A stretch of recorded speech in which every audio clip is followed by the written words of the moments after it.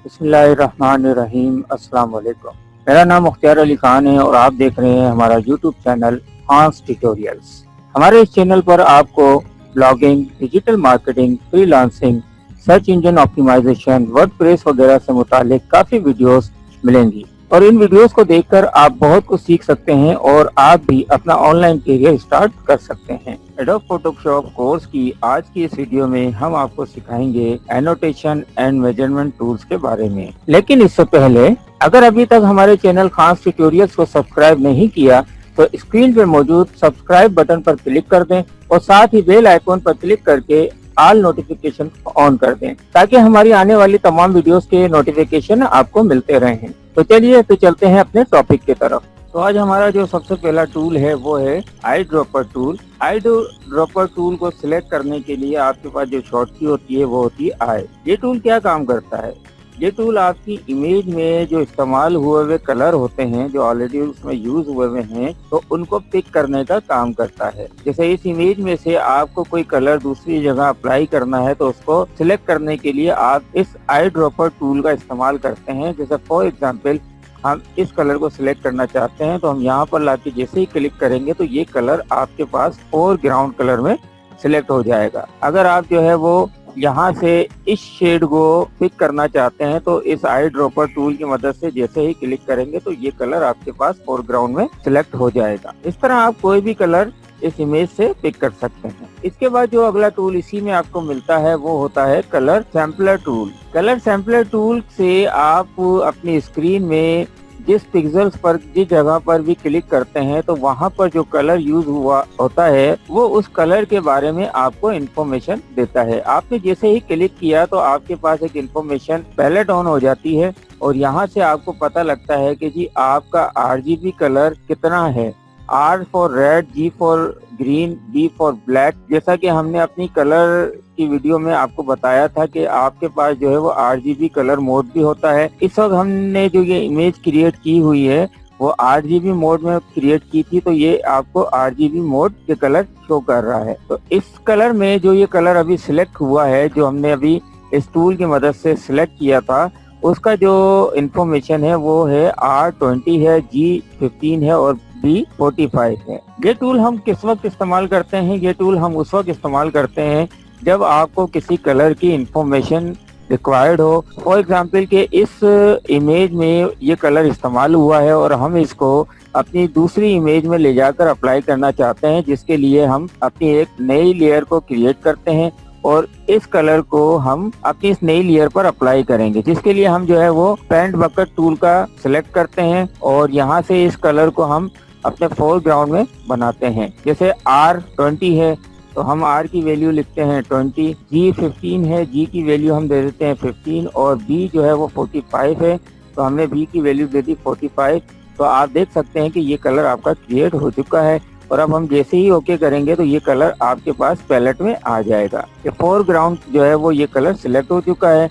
अब आप इसको अपनी इस लेयर में अप्लाई कर सकते हैं। ये देख सकते हैं कि इस वक्त इसकी जो ओपेसिटी थी वो 97% थी जिस वजह से ये पूरा नहीं हुआ था।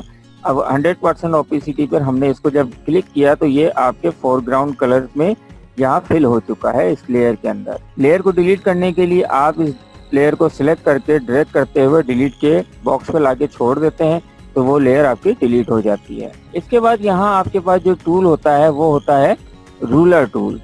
रूलर टूल क्या काम करता है? रूलर टूल आपकी इमेज में मेजरमेंट का काम करता है। जब आप अपनी इमेज में किसी खास हिस्से को मेजर करना चाहते हैं तो इस रूलर टूल को आप इस्तेमाल करते हैं। जैसे हम चाहते हैं कि जी इस बॉक्स का हमें साइज बताए कि इसकी विड्थ क्या है तो हमने एक कॉर्नर से दूसरे कॉर्नर तक एक लाइन लगाई तो यहाँ इंफॉर्मेशन में आपको पता लग गया कि जी इसकी जो विड्थ है 1.71 है और जो हाइट है वो 0.01 है। अब इसी तरीके से हम जो है वो यहाँ से इसको सिलेक्ट करके एक कॉर्नर से दूसरे कॉर्नर तक जाकर लाइन लगाते हैं तो अब यहाँ से आपको पता लगा कि जी इसकी जो विड्थ है वो 0.01 है और इसकी जो हाइट है वो 1.17 है। तो इस तरह आप अपनी इमेज में मुख्तलिफ जगहों पर अगर आपको जरूरत पड़ती है मेजरमेंट की तो आप इस रूलर टूल को इस्तेमाल करते हुए मेजरमेंट करते हैं। इसके बाद हम आते हैं नोट टूल पर। नोट टूल की मदद से आप अपनी इमेज पर कोई नोट लगाना चाहते हो तो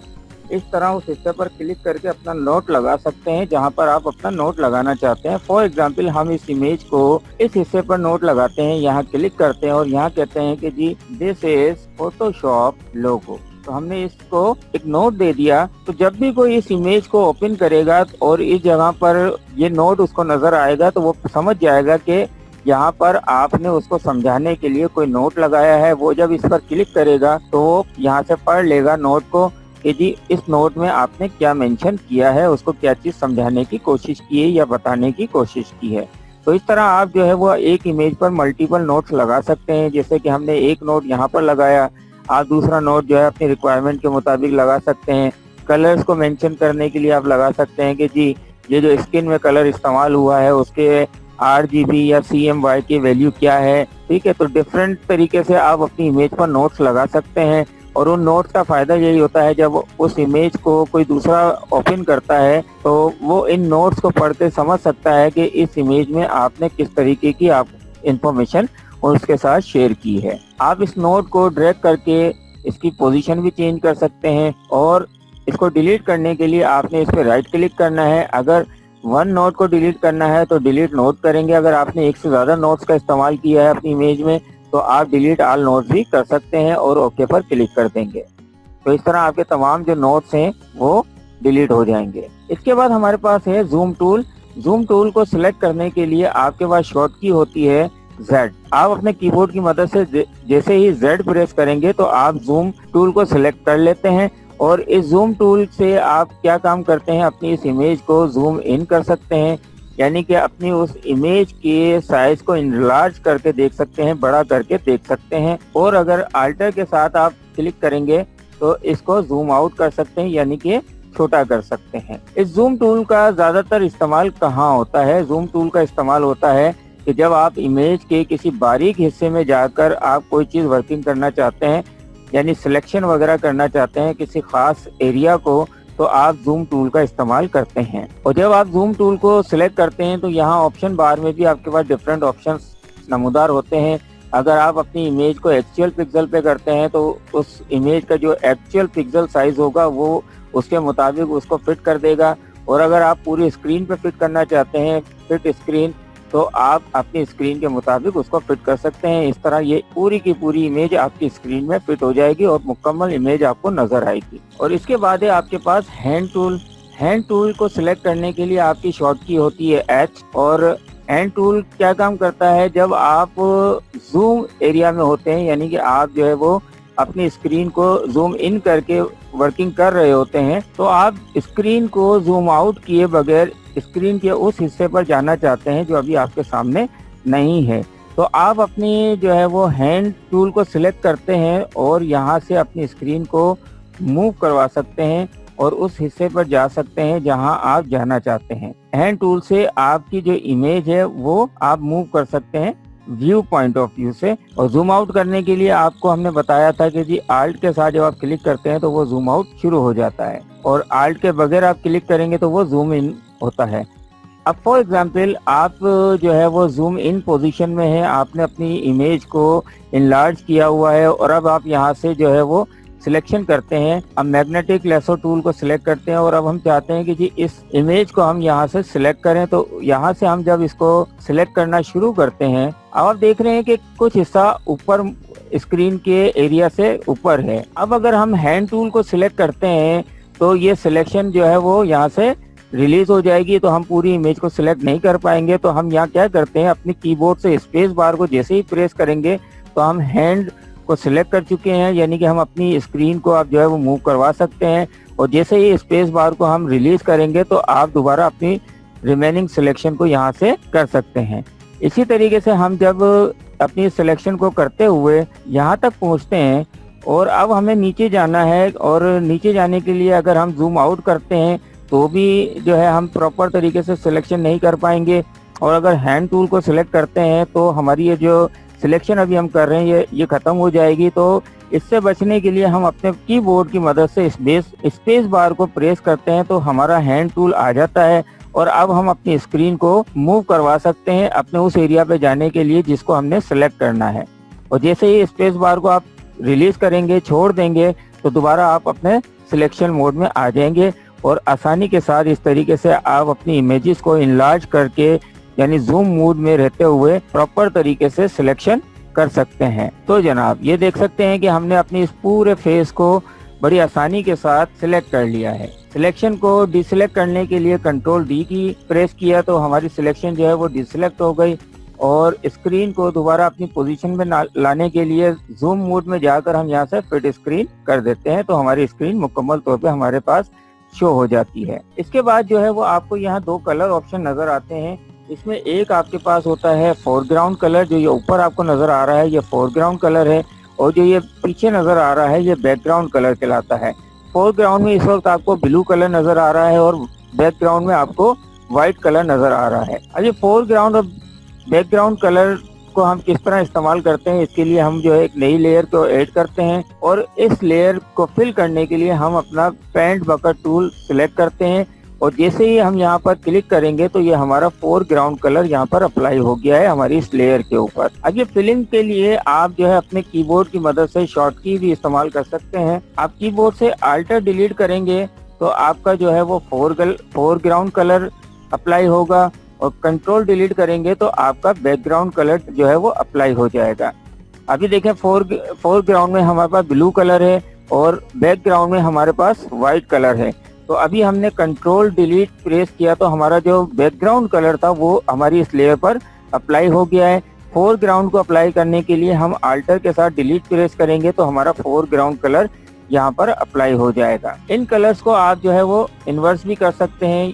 यहाँ से आपको एक बटन नजर आ रहा होगा, इसकी मदद से आप अपने फोरग्राउंड कलर को बैकग्राउंड में चेंज कर सकते हैं और बैकग्राउंड कलर को फोरग्राउंड में चेंज कर सकते हैं। और इन्वर्स करने की जो शॉर्ट की है वो एक्स होती है। अब हम देखें अपने कीबोर्ड की मदद से एक्स प्रेस कर रहे हैं तो ये जो फोरग्राउंड और बैकग्राउंड कलर्स हैं ये चेंज हो रहे हैं, इन्वर्स हो रहे हैं। इसके बाद जो यहाँ पर आपको ये जो बटन नजर आ रहा है ये डिफॉल्ट कलर लाने के लिए होता है कि जी आप इस पे प्रेस करेंगे तो आपका फोरग्राउंड चाहे कुछ भी हो, बैकग्राउंड चाहे कुछ भी हो, इस पर क्लिक करने से आपके पास डिफॉल्ट कलर आ जाते हैं। डिफॉल्ट कलर में जो है वो फोरग्राउंड आपका ब्लैक होता है और बैकग्राउंड आपका व्हाइट होता है। आप अपने डिफॉल्ट कलर्स को लाने के लिए यहाँ से इस बटन को भी प्रेस कर सकते हैं या शॉर्ट की इस्तेमाल कर सकते हैं डी। अब हम अपनी इस लेयर को डिलीट कर देते हैं। इसके बाद यहाँ पर आपको एक छोटी सी लाइन नजर आ रही होगी, ये है हमारा क्विक मास्क। जैसे ही हम इस बटन पर क्लिक करते हैं तो हमारा जो क्विक मास्क मोड है वो ऑन हो जाएगा। इसको ऑन करने के लिए आप अपने कीबोर्ड से क्यू प्रेस करेंगे तो भी आपका क्विक मास्क ऑन हो जाएगा। अभी हम इस पर क्लिक करते हैं तो आप यहाँ देख सकते हैं कि हमारा क्विक मास्क ऑन हो चुका है। अब इस टूल से होता क्या है, अभी हमने देखें क्विक मास्क को ऑन किया और अब हम जो है वो अपने ब्रश टूल को सिलेक्ट करते हैं और ब्रश टूल के साइज को थोड़ा बढ़ा लेते हैं, ओपेसिटी 100% रखते हैं और फ्लो भी हमारा 100% है। तो अब यहाँ से हम जो है इसको अप्लाई करते हैं। अपनी इस इमेज पर हमने इस ब्रश को अप्लाई किया है। अब हम जैसे ही दोबारा अपने क्विक मास्क पर जो है वो क्लिक करेंगे, इसने क्या किया कि हमने जो ब्रश अप्लाई किया था उसके रिवर्स साइड को इसने सिलेक्ट कर लिया है, यानी कि इसने जो हमने इफेक्ट दिया था ब्रश का उसको छोड़कर बाकी पूरी की पूरी इमेज को सिलेक्ट कर लिया है। और अब हम इसको चाहे तो डिलीट कर सकते हैं, चाहे तो कट कर सकते हैं, चाहे तो मुख्तलिफ तरीके से इस सिलेक्शन को इस्तेमाल कर सकते हैं। इसको हम जो है अपनी जब वो प्रैक्टिकल वीडियोस हमारी स्टार्ट होंगी तो उसमें हम आपको डिटेल के साथ भी बताएंगे और जब आप इसको प्रैक्टिकल करेंगे तो आपको बेहतर तरीके से ज्यादा समझ आएगी। अब इस तमाम सिलेक्शन को रिलीज करने के लिए हम कंट्रोल डी प्रेस करते हैं तो ये तमाम सिलेक्शन डी सिलेक्ट हो चुकी है। तो जनाब इस तरह हमारा टूल बॉक्स के जो तमाम टूल्स थे वो मुकम्मल हो गए हैं और अभी तक आपने सिर्फ ये सीखा है कि कौन कौन से टूल आपके पास एडोब फोटोशॉप में होते हैं। यहाँ से हमने एक एक टूल को जो है वो आपको बताया है कि हमारे पास एडोब फोटोशॉप में कौन कौन से टूल्स होते हैं और कौन सा टूल क्या काम करता है। अब हम जब प्रैक्टिकल शुरू करेंगे अगली वीडियो से तो इन तमाम टूल्स को अपनी जरूरत के मुताबिक इस्तेमाल करेंगे तो आपको अच्छी तरह समझ आएगा कि किस टूल को कब, कैसे और कहाँ इस्तेमाल करना होता है। अब अगली तमाम वीडियोस में हम आपको तमाम प्रैक्टिकल वर्क करके समझाएंगे,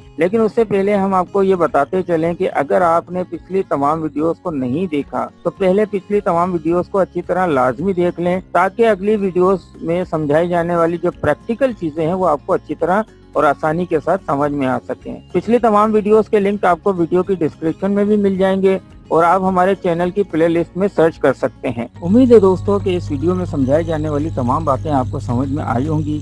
अगर ये कोर्स आपको हेल्पफुल लगा है तो वीडियो को लाइक कर दें और अपने दोस्तों के साथ जरूर शेयर करें। और अगर कोई चीज समझ में ना आई हो तो वीडियो को दोबारा देखें और कमेंट्स में बताएं कि ये कोर्स आपको कैसा लग रहा है। हमेशा की तरह अगर आपने हमारे चैनल खान ट्यूटोरियल को अभी तक सब्सक्राइब नहीं किया तो अभी सब्सक्राइब के बटन पर क्लिक कर दें और साथ ही बेल आइकॉन पर क्लिक करके ऑल नोटिफिकेशन को ऑन कर दें, ताकि अगले आने वाली तमाम वीडियोस का नोटिफिकेशन आपको मिलता रहे। अपना ख्याल रखिएगा, मिलते हैं फिर अगली वीडियो में। अल्लाह हाफिज।